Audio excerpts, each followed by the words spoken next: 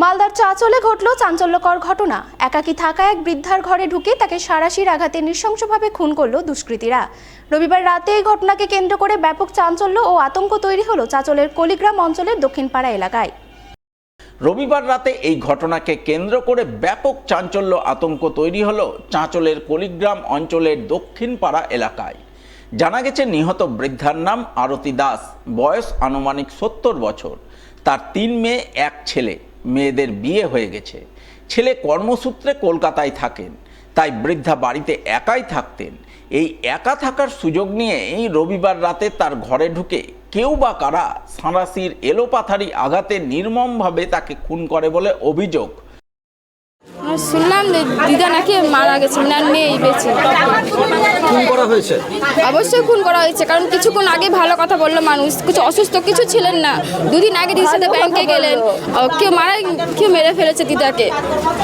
কি অবস্থায় দেখলেন? দেখেছেন কি? আমাকে দেখতে দেয়নি। কারা খুন করলো, কাদের উপর সন্দেহ হচ্ছে? না, আমরা জানা নেই। উনি কি একাই থাকতেন এই বাড়িতে? হ্যাঁ, একাই থাকতেন। মাঝে মধ্যে আমরা আসতাম, দিদি আসতো। উনি কি বৃদ্ধ? হ্যাঁ, একদম বৃদ্ধ। এবারে কোনো শত্রুতা নেই, সবার সাথে দিদা ভালো।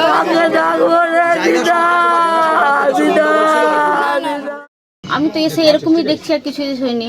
আমার মেয়ে কলকাতা থেকে ফোন করে বলছে যে এরকম, ওই আমার বোনের ছেলে ওকে ফোন করেছিল, তো ওই বলছে যে এরকম মা দিদার কি হয়ে গেছে, যাও এটাই বলো। আমি বললাম, তখন আমি ফোন লাগাচ্ছি মায়ের ফোন, তো ফোন দিচ্ছি ধরছে না। তারপর দেখছি যে আবার ওকে ফোন করলাম, তখন ওই বললো তাড়াতাড়ি আসো, দিদা আর নাই, এই বললো, আর কিছুই বলে। আমি ওরকমই তাড়াতাড়ি চলে আসি। আপনার মা হন? হ্যাঁ, আমার মা হয়। উনি কি একাই থাকেন এখানে? একাই থাকেন, হ্যাঁ। আচ্ছা, কে খুন করলো কি মনে হচ্ছে? আমি কিছুই বলতে পারবো না, কিছুই জানি না। কে কি দিয়ে খুন করা হয়েছে? ওই যে সাঁড়াশি দিয়ে দেখতে পাচ্ছেন, আমি তো দেখিনি, ওই যে সাঁড়াশি দেখাই যাচ্ছে। ঠিক, কি বলতে পারবো? কোনো কি বিবাদ রয়েছে? না, বিবাদ কি, কারোর সঙ্গে কোনো বিবাদ নাই। কিসের বিবাদ হবে? কোনো বিবাদ নাই। স্বভাবত এই ঘটনাকে কেন্দ্র করে এদিন কলিগ্রাম দক্ষিণপাড়া এলাকায় ব্যাপক চাঞ্চল্য আতঙ্ক তৈরি হয়।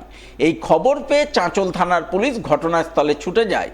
প্রথমে পুলিশ মৃতদেহটি উদ্ধার করে ময়না তদন্তে পাঠায়, পরে গোটা ঘটনা খতিয়ে দেখতে তদন্ত শুরু করে। মৃত বৃদ্ধার মেয়ে, নাতনি সহ প্রতিবেশীরা জানান, বৃদ্ধা আরতি দাসের সঙ্গে কারো কোনো শত্রুতা ছিল না, তাই কে বা কারা কেন তাকে খুন করলো তা বুঝে উঠতে পারছেন না। ঘুরতে যাওয়ার সময় ওনার নাতি বউ এখানে আছে, তো আমাকে বললো আমার শরীরটা খারাপ, দিদাকে ডাকছি, খুলছে না। আমি বললাম ডেকে দেখ, ঘুমায় গেছে মনে হয়। দিয়ে আমরা ঘুরতে গেলাম, আমাকে ফোন করে বললো যে দিদার সারাশি দিয়ে মুখ চোখ ফাটা আছে, তাড়াতাড়ি আয়।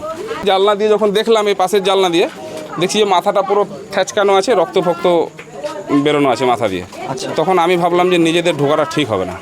তখন আমাদের যে ভিলেজ পুলিশ আছে শুভ, ওকে ফোন করলাম যে ভাই তুই আয়, আমরা তারপরে ঢুকবো। তো এবার ও আসলো, এই দিক দিয়ে গেট বন্ধ, পিছন দিক দিয়েও গেট আছে। আমরা গিয়ে দেখছি পিছনের গেট খোলা। তারপরে ওই শুভ, আমি আরও পাড়ার 2-1 জন মিলে আমরা ওদিক দিয়ে গেলাম, গিয়ে দেখছি যে সারাশিটা ঢোকানো আছে।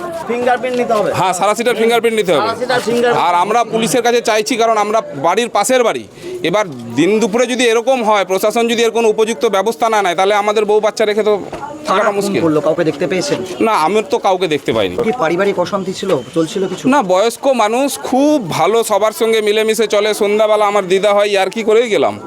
সন্ধ্যাবেলা ইয়ার্কি করলাম। তিনি কি একাই থাকেন? হ্যাঁ, একাই থাকেন। ওনার ছেলে কলকাতায় থাকে, একটা ল্যাবরেটরিতে কাজ করে। একজন মেয়ে আছে পাশে থাকে, আর আরেক মেয়ে চাঁচলে থাকে।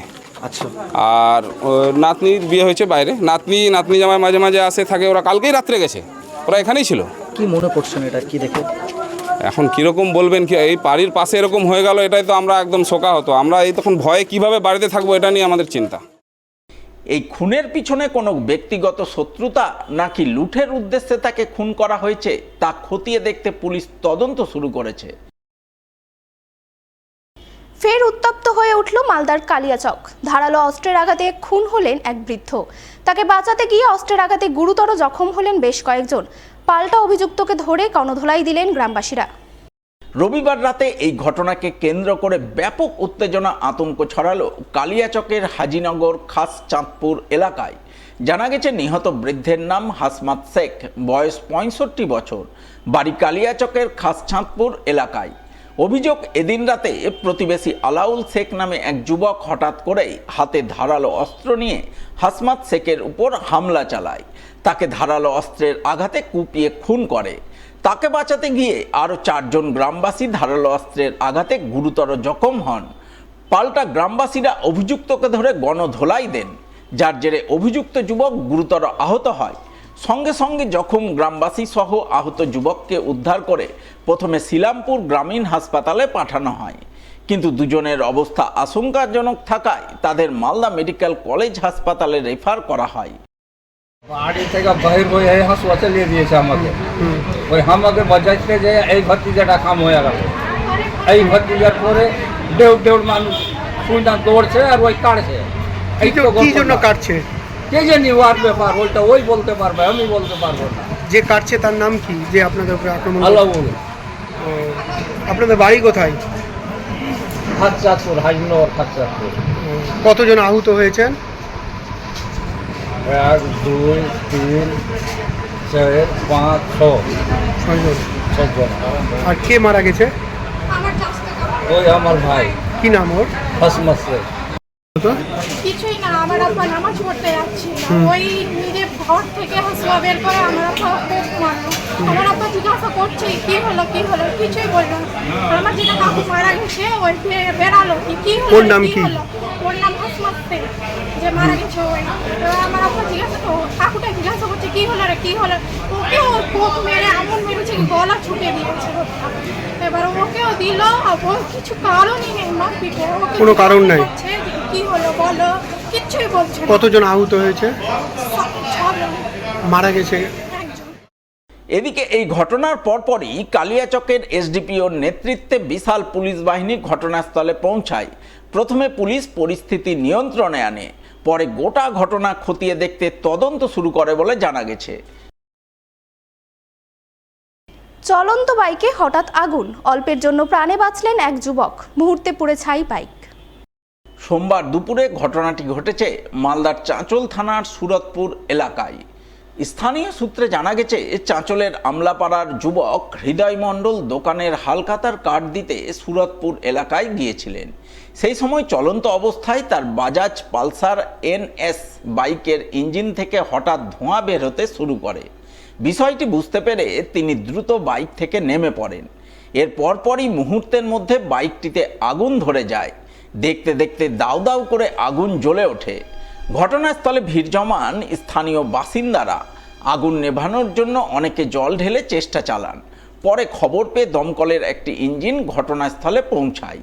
তবে দমকল পৌঁছানোর আগেই সম্পূর্ণভাবে বাইকটি পুড়ে যায়, যার জেরে মাথায় হাত পড়ে ক্ষতিগ্রস্ত যুবকের। কী কারণে হঠাৎ বাইকে আগুন লাগলো তা এখনো স্পষ্ট নয়। তীব্র গরমের জেরে কোনো যান্ত্রিক ত্রুটি থেকে এই অগ্নিকাণ্ড কিনা তা নিয়েও শুরু হয়েছে জল্পনা। সামনে গেছিলাম, সামনে থেকে হালকাটা কাঠ দিয়ে আসছি ব্যাগ আসার পর এখানে দাঁড়ালাম, একজন বাড়ি জিজ্ঞাসা করছিলাম, ঠিক আছে। জিজ্ঞাসা করার পর তারপর লক্ষ্য আমার বললো ইঞ্জিনে ধোঁয়া বেরোচ্ছে, তারপর গাড়িটা স্ট্যান্ড করে রাখলাম, তারপর আগুন ইঞ্জিনে। কি মনে হচ্ছে কিভাবে আগুনটা লাগলো, মানে ইঞ্জিনের আগুন বা উপরে গরমের আগুন, কি মনে হচ্ছে? ইঞ্জিনে আগুন লাগলো, ইঞ্জিনে বাস হলো হয়তো। গাড়িতে কি কোনো সমস্যা ছিল? আমি গাড়ির কাজই করলাম 3 দিন আগে, ফুল ইঞ্জিন কাজ করলাম কদিন আগে। কাজ করার পর গাড়িটা আমি নিয়ে আসলাম, নিয়ে গাড়ি আগুন লেগে গেলো। তোমার কোনো ক্ষয়ক্ষতি হয়নি তো? আমার কোনো হয়নি, আমি গাড়িটা দেখলাম বলেছেন নেমে তাড়াতাড়ি। বাইকটা পুরোটাই জ্বলে গেছে? হ্যাঁ পুরো।